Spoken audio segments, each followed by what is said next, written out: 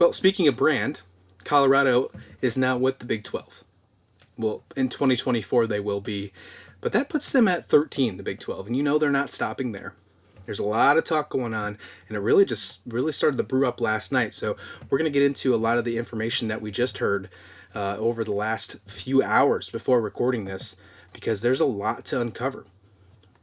I think personally, they're not stopping at 13.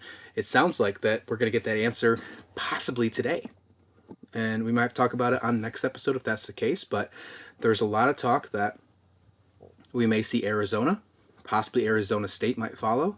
And then there's some talk about Utah joining. There's also rumors that Utah is not picking up the phone because they don't want to be in a conference with BYU, which I don't understand that one whatsoever. I think Utah would completely fit perfectly in the Big 12. Think of the holy wars that you could have with Utah and BYU in conference. It would only make that rivalry that much more. And then add TCU in the mix, another holy war, if you will, right? I think that would be really cool. I would love to see Utah join the Big 12 because of that reason and that reason alone. But when you look at the other teams in the mix here, and let's start with Arizona State. First, Arizona. Makes perfect sense. Brett Yormark is a basketball guy. He talked about in Big 12 Media Day. Arizona is the basketball name to bring into this Big 12 conference.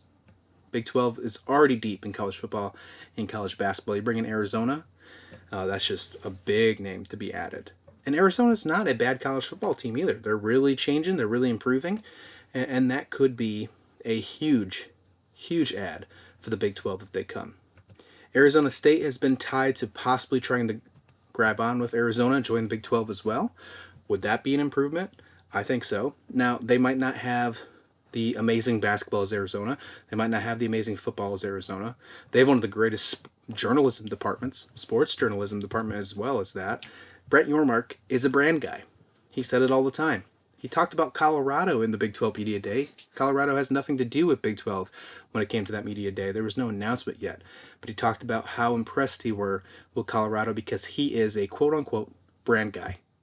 He talked about brand. What's a better way to bring a brand if you have one of the best news and sports journalism departments in the country, right? That brings my next conversation here. If it's not those teams, who would fit the bill? And I believe Oregon is the team in this conversation because of brand.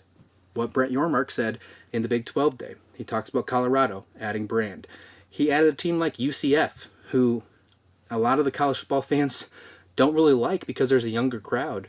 And it's a younger school, if you will. But if you look at their social media presence and how they respond and deal with situations and promote their team, it's unlike any other, especially the newcomers into the Big 12 in 2023. You bring in Oregon, what they do with their different jerseys, what Phil Knight has, the push with Nike.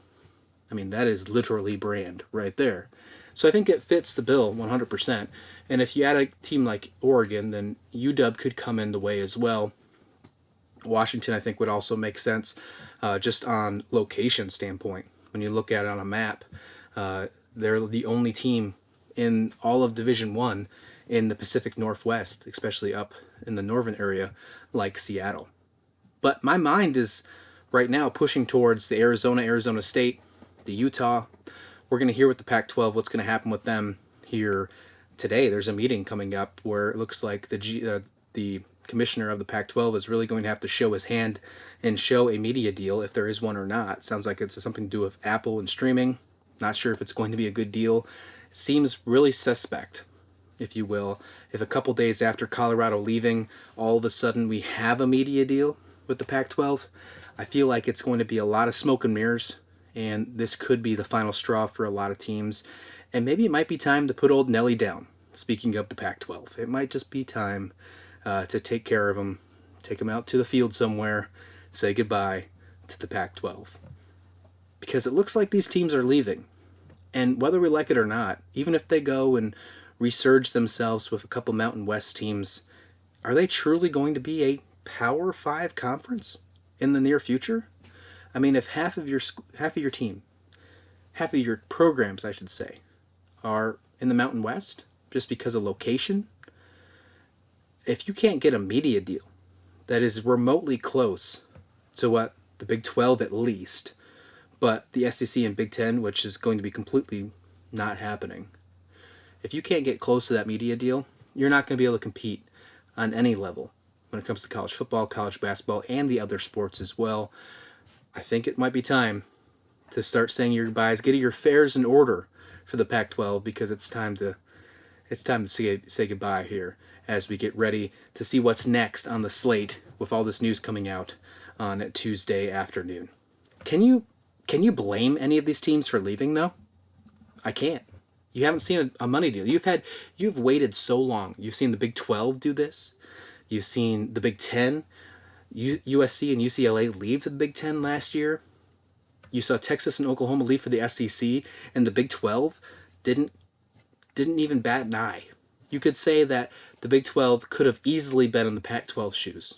Once their two biggest programs left for the SEC, Brett Yormark didn't bat an eye. They brought him in, and he arguably is going to make the Big 12 better without those two programs. I don't think you can say the same about the Pac-12. I don't think you can whatsoever.